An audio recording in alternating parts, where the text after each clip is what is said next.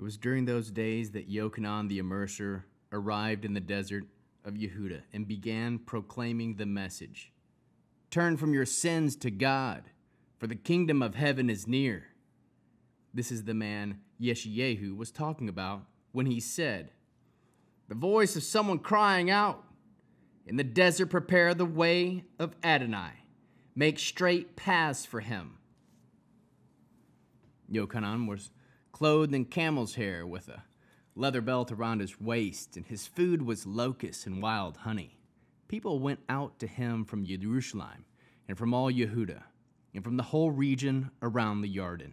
Confessing their sins, they were immersed by him in the Yarden River.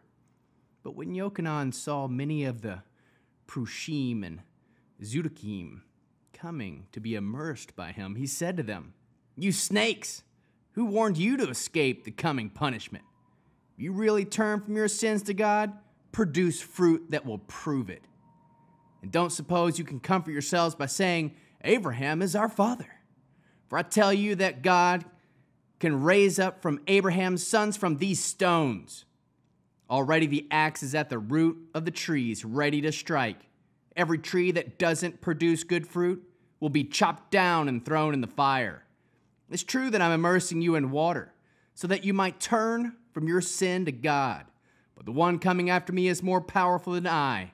I'm not worthy even to carry his sandals. He will immerse you in the Ruach HaKodesh and in fire. He has with him his winnowing fork, and he will clear out his threshing floor, gathering his wheat into the barn and burning up the straw with unquenchable fire.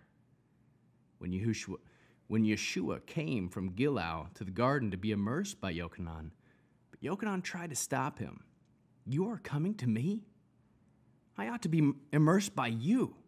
However, Yeshua answered him, let it be this way now, because we should do everything righteousness requires. Then Yochanan led him. As soon as Yeshua had been immersed, he came up out of the water. At that moment, heaven was opened. He saw the Spirit of God coming down upon him like a dove, and a voice from heaven said, this is my Son, whom I love, and I am well pleased with him. The Spirit led Yeshua into the wilderness to be tempted by the adversary. After Yeshua had fasted 40 days and nights, he was hungry.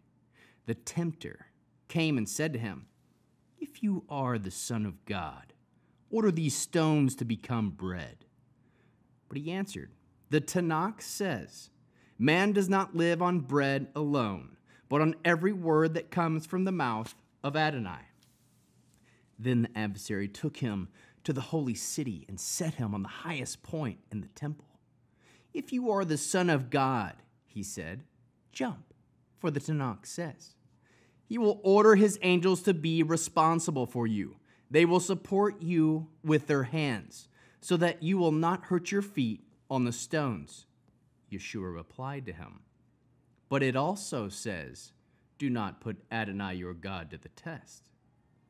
Once more, the adversary took him up to the summit of a very high mountain, showed him all the kingdoms of the world in all their glory. And he said to them, all this I will give you if you bow down and worship me. Away with you, Satan, Yeshua told him. For the Tanakh says, worship Adonai your God and serve only him. Then the adversary let him alone, and angels came and took care of him. When Yeshua heard that Yochanan had been put in prison, he returned to the Gilgal, but he left Nazareth and came to live in Kephar Nahum, a lakeshore town near the boundary between Zebulun and Naphtali. This happened in order to fulfill what Yeshayahu the prophet had said.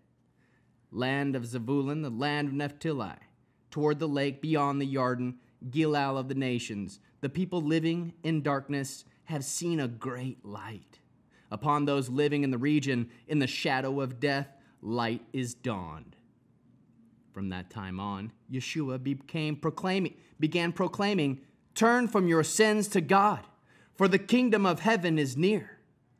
As Yeshua walked by Lake Kinneret, he saw two brothers who were fishermen, Shimon, known as Kepha, and his brother Andrew, throwing their net into the lake. Yeshua said to them, "Come after me, and I will make you fishers of men." At once they left their nets and went with him.